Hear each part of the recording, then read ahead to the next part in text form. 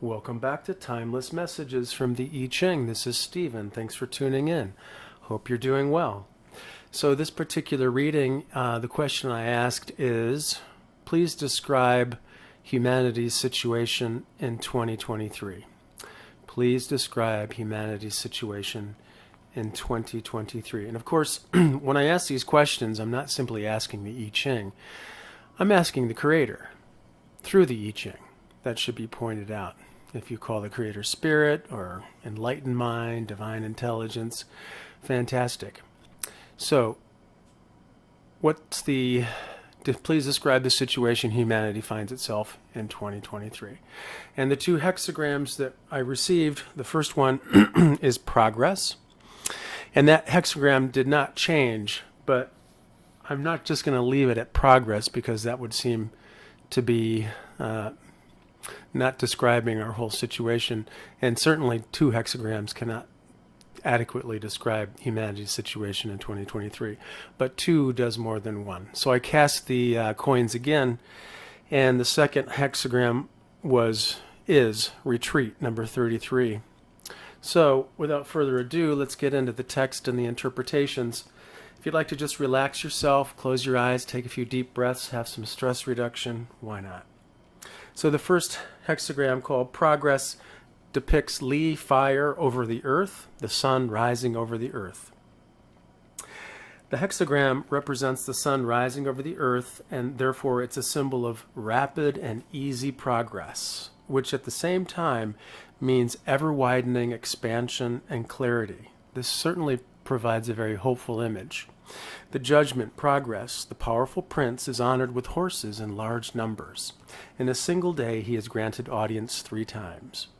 As an example of progress, this pictures a man when a powerful feudal lord rallies the other lords around the king and pledges allegiance and peace. The king rewards him richly and invites him to a closer connection.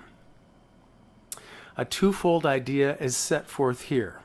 The actual effect of the progress comes from a person who is in a dependent position and whom the others regard as their equal and are therefore willing to follow.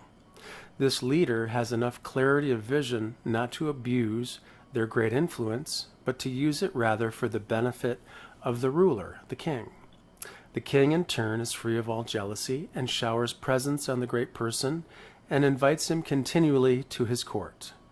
An enlightened ruler and an obedient servant. This is the condition on which great progress depends. So the obedient servant could be thought of as the receptive earth, the feminine principle. The earth carries all without regard to whether they're good or bad, their stature, their social standing, their poverty or prosperity. The earth is always devoted and nourishing to all beings. So the earth is the obedient servant, and the light in the sky, or the king, is the ruler, the sun. The image, the sun rises over the earth, the image of progress. Thus, the superior man himself brightens his bright virtue. The light of the sun as it rises over the earth is by nature clear. The higher the sun rises, the more it emerges from the dark mists, spreading its pristine purity of its rays over an ever-widening area. Pristine meaning untouched, unspoiled. The real nature of man and woman is likewise originally good, but their nature becomes clouded by contact with earthly things, and therefore needs purification before it can shine forth in its native clarity. So here we have the idea of progress, which is a very hopeful image. It's forward movement. Progress is forward movement, a step forward. You're progressing. You're making progress on a project. You have, rather than backward movement, you have forward movement. So this does depict a powerful energy of the sun rising up into the new day and ascending over the earth. The earth is devoted. The sun illuminates the devoted earth. So this can have bearing between two people in a relationship. It could be an intimate relationship, a friendship, a business relationship. there's a dynamic here in which there's an obedient or devoted servant, a person of a lower standing, perhaps you could call it that. And then there's this more elevated, superior person who's in a position of power. And the two have a favorable relationship because the two essentially don't combat each other. The earth supports and the sunlight shines upon the earth and brightens it as well. So the devotion and obedience of the servant are rewarded richly by the wise king. You could also look upon this as a dynamic in which you are, let's say you're working on finishing some sort of project, or you're working on some sort of endeavor. And in order to complete this, there's a need for you to not only be devoted, but not push on too far ahead. There's a process, an intelligence, a divine intelligence that knows this would be the king, the enlightened king, or queen for that matter. But in this sense, we're thinking about the king. This divine intelligence knows how far to go, and therefore the obedient servant doesn't go further than that. Also, as this progress is maintained over a course of time, sometimes the servant can get burned out or tired or question and doubt, well, is this really going to work out? Or is this actually going to be profitable? Am I doing this in vain? So the notion is natural for us to have these types of thoughts, doubts, and concerns and worries. But in terms of progress, if we want to maintain that progress, then the necessity is to retain that obedience and devotion to the project, push on, and take the steps that are necessary to move toward its completion through the function or act of progressing. So in terms of humanity, we can also take this into that realm, knowing that we do have significant changes here on Earth in 2023, yet continuing with our obedience and devotion to a higher power, an enlightened ruler. We could think of this as the divine intelligence within us, our creator, the light force of the universe, whatever words you want to use. This would be the light over the earth, and we are trying to be the best servants we can for that light, to spread its pristine purity through all aspects of the environment. And in helping this whole process, we have to bear in mind that sometimes our own light gets compromised through contact with earthly things and qualities and experiences. And so there are times in which we need to have some purification, reflection, contemplation, meditation, withdraw, and to allow the tendencies of the earthly attributes that are clouding that light to be released, so we can have that light emerge through the mists and display itself over an ever-widening area. So even though the challenges are great, we must not give up hope, nor should we give up the ability to stick with the things that are being requested of us in terms of being devoted to a process, a goal, one another, to the goodness that we want to establish more firmly into our human experience, and to be obedient to the higher power and devoted to this higher power who does know in its pristine purity what is to come and how to bring it into being most beautifully and strongly. Moving from here, we have the idea of retreat, number 33. The creative heaven is above, and keeping still the mountain is below. The power of the dark is ascending. The light retreats to security, so that the dark cannot encroach upon it. This retreat is not a matter of man's will, but of natural law. Therefore, in this case, withdrawal is proper. It is the correct way to behave in order not to exhaust one's forces. And the footnote here in terms of exhausting one's forces is the idea expressed by this hexagram is similar to that in the saying of Jesus, "But I say unto you that ye resist not evil."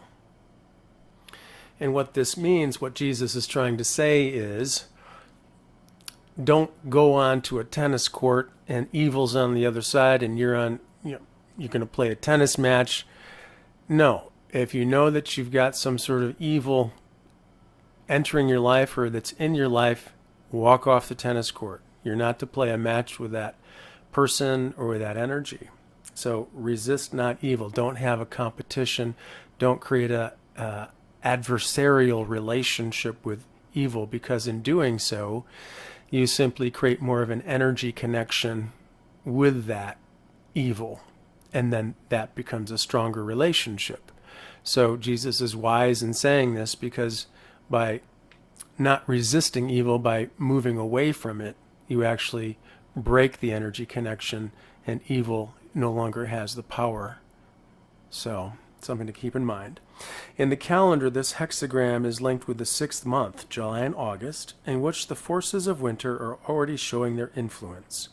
The judgment, retreat, success, and what is small, perseverance furthers.